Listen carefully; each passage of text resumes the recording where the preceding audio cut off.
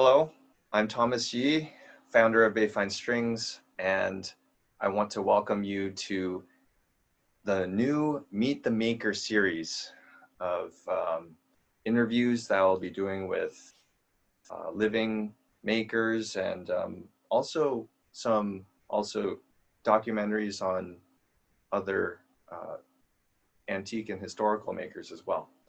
So today I want to introduce my friend, Damien Rosenstiel, who is a maker that lives in a small town near Lyon called Le Rosé. And he's a very talented maker, and I would like to have him share his knowledge and insight about making instruments and just talk a little bit about his life. So welcome and thank you for being here.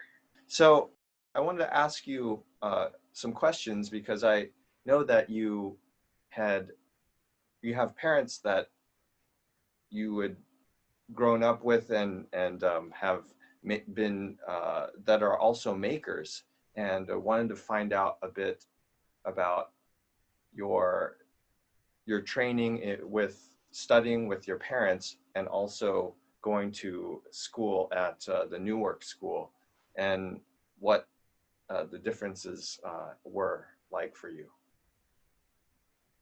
Yeah, sure. So as you said, I was born in Paris, and both my parents were violin makers in Etienne Vatelot workshop.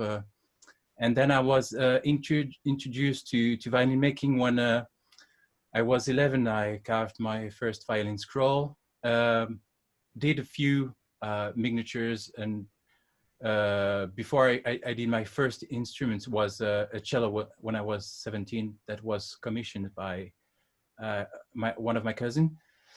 And it's at that time that I decided to become a violin maker. And by the time I went to the violin making school of Newark, I had made another violin, and so I could enter second year. Yeah, that's my training. And so I had the chance to see the work of my parents, the Mirecourt style violin making, and then the more the British way. Well, Newark is more open to other things, other ways of making. That's right. That's great.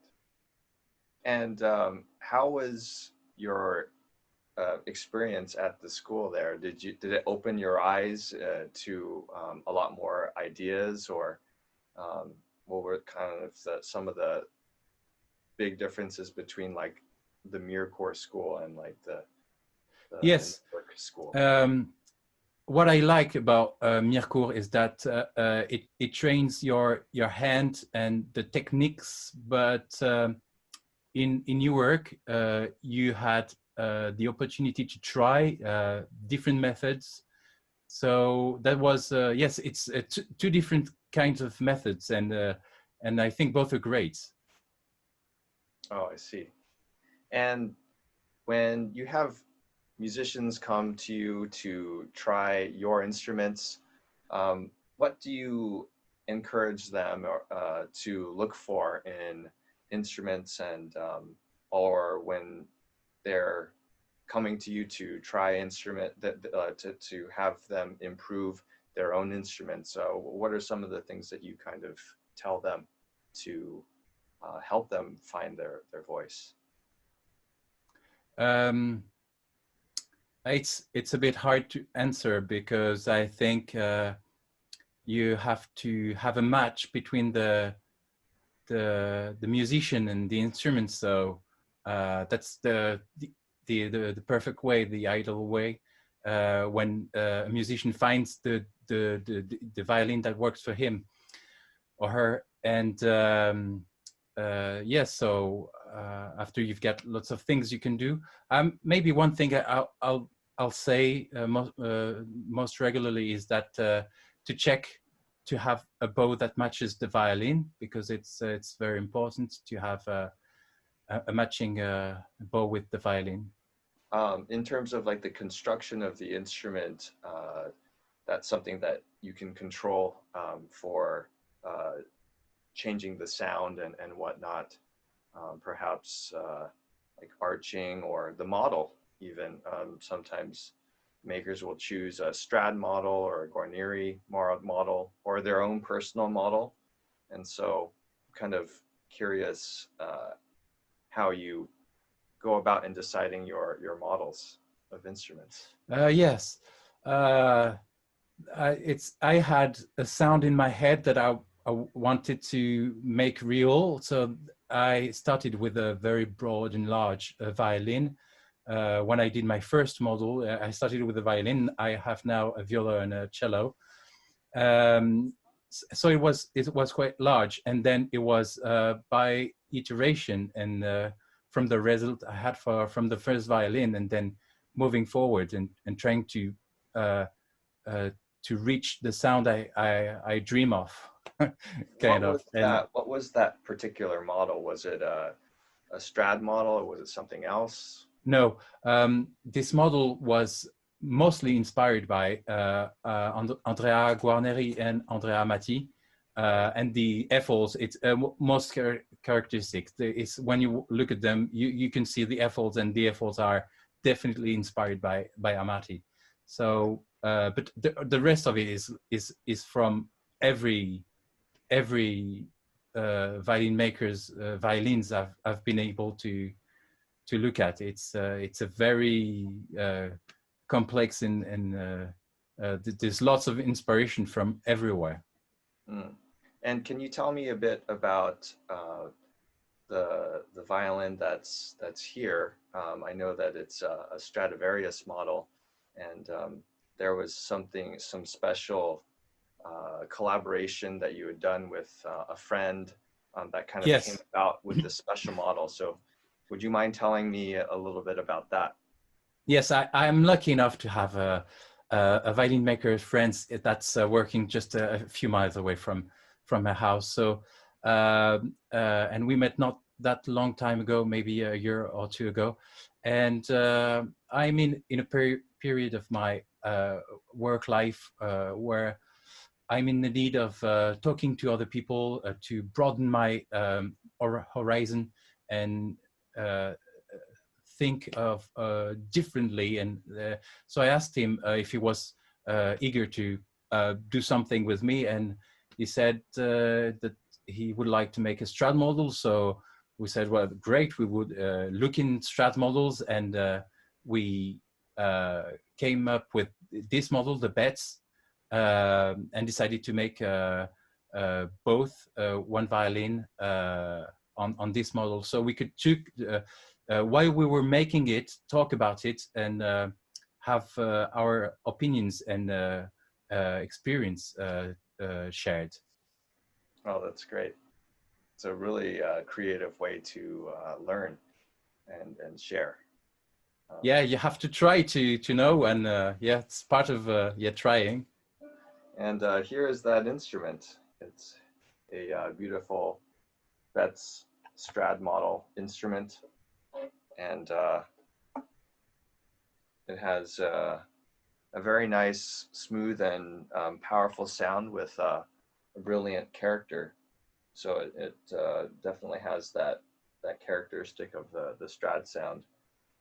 And actually, I happen to have the a book that features this particular instrument. It's the Strad book, and I'd like to just kind of take it out and have you talk about the instrument a little bit. Pretty nice book.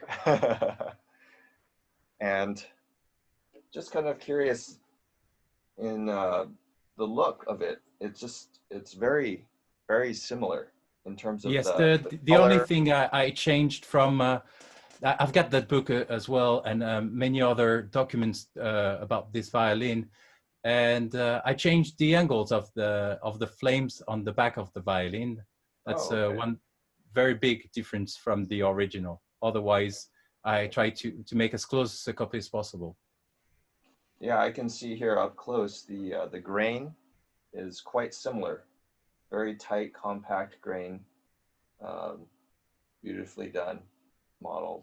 The corners, the bee stings, very, very, very accurate. The matching of the top, quite nice.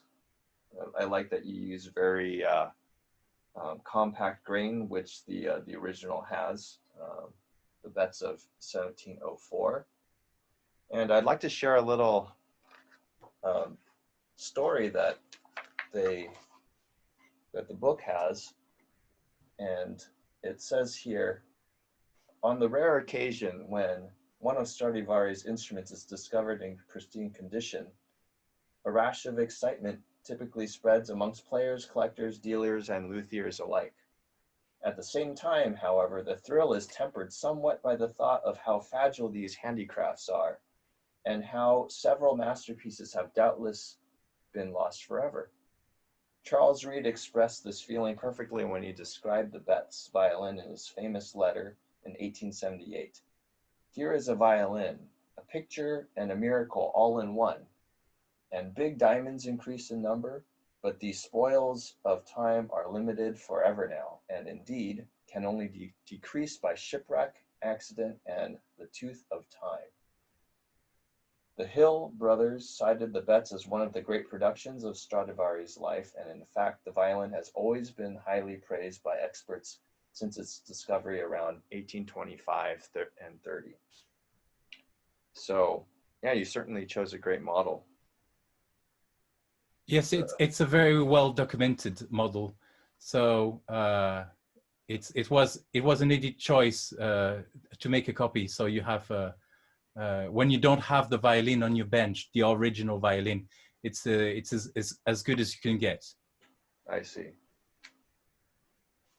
Yeah, there's so many elements are very well executed. The arching just looks right down the pipe right there. Thank you so much. Yeah, it's beautiful. So here's a clip of myself playing this particular instrument, a violin made by Damien Rosenstiel.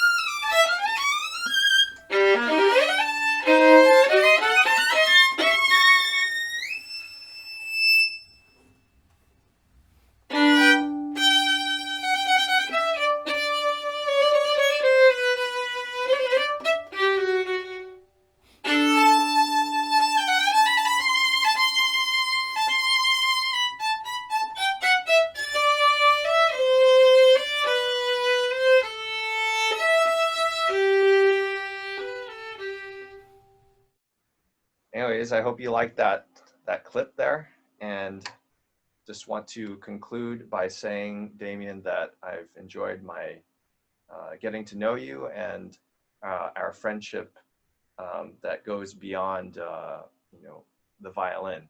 I've learned quite a bit about you with recording and discussing video and cameras and all of these other things. So it's great to have gotten to know you since meeting at an exhibition in Paris.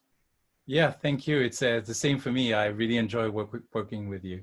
Thank you very much.